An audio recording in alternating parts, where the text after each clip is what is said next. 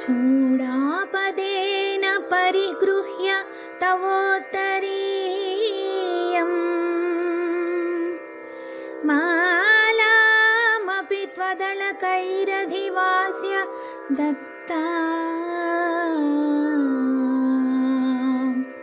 ప్రాయేణ రంగపతిరేష బిభర్తి గోదే సౌభాగ్య సంపదభిషేక మహాధికారం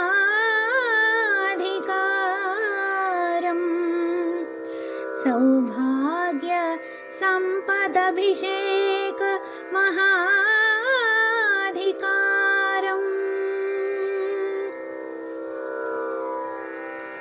శ్రీరంగనాథుడు నీ పై చెరుగును తన శిరము మీద ధరించును.